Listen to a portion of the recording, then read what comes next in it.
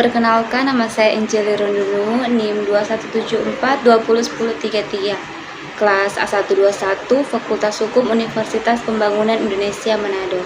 Saat ini saya akan menjelaskan secara singkat tentang perlindungan hukum lingkungan. Lingkungan hidup merupakan anugerah dari Tuhan Yang Maha Esa kepada rakyat dan bangsa Indonesia yang wajib dilestarikan dan dikembangkan agar dapat menjadi sumber dan penunjang hidup bagi masyarakat. Mengingat lingkungan hidup di Indonesia harus dikelola dengan prinsip melestarikan fungsi lingkungan yang serasi, selaras dan seimbang untuk menunjang pembangunan yang berwawasan bagi peningkatan kesejahteraan dan mutu hidup generasi bangsa. Dalam rangka pendayagunaan sumber daya alam untuk memajukan kesejahteraan umum seperti diamanatkan dalam Undang-Undang Dasar Negara Republik Indonesia tahun 1945, dan untuk mencapai kebahagiaan hidup berdasarkan Pancasila perlu dilaksanakan pembangunan berkelanjutan yang berwawasan lingkungan hidup berdasarkan kebijaksanaan nasional yang terpadu dan menyeluruh dan memperhitungkan kebutuhan generasi masa kini dan generasi masa datang.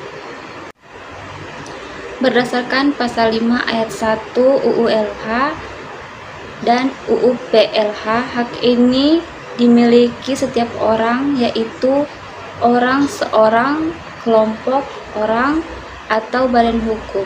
Walaupun demikian, di samping mempunyai hak menurut Pasal 5 Ayat 2 UU LH, setiap orang berkewajiban memelihara lingkungan hidup dan mencegah serta menanggulangi kerusakan dan pencemaran. Pasal 6 Ayat 1 UU PLH.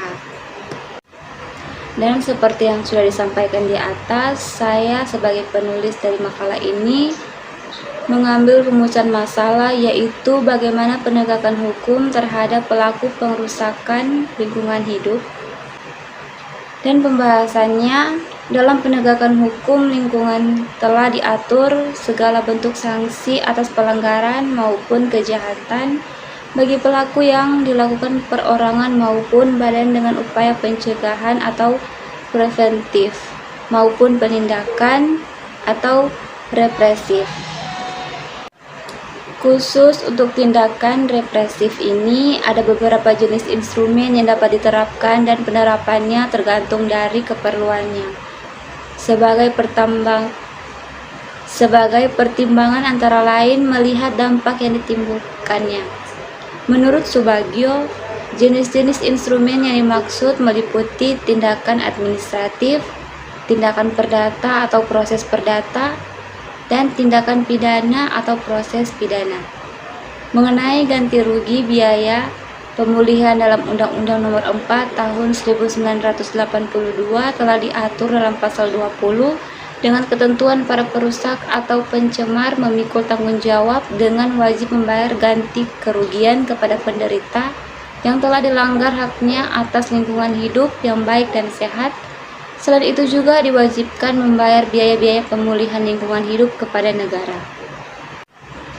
Kunci penyelesaian dalam penanganan masalah lingkungan hidup adalah persamaan persepsi bagi aparat penegak hukum dan kembali pada masalah kewenangan yang seharusnya. Sedangkan mengenai kewajiban untuk membayar ganti kerugian bagi perusakan atau pencemaran lingkungan sebagaimana tertuang dalam Pasal 20 Ayat 1 Undang-Undang Nomor 4 Tahun 1982, yaitu barang siapa merusak dan atau mencemarkan lingkungan hidup memikul tanggung jawab dengan kewajiban membayar ganti kerugian kepada penderita yang telah dilanggar haknya atas lingkungan yang baik dan sehat. Kewajiban ini tidak ada kecuali terbukti telah terjadi kerusakan dan pencemaran. Sekian dari penjelasan singkat saya mengenai perlindungan hukum lingkungan. Dan untuk teman-teman yang masih bingung dalam mencari tempat perkuliahan yang bagus, saya sarankan untuk mendaftar di UNPI, karena UNPI merupakan salah satu universitas yang sudah berakreditasi B, fasilitas yang sudah lengkap, serta dosen-dosen yang sangat ramah dan baik. Nah, ditunggu apa lagi? Ayo gabung. Terima kasih.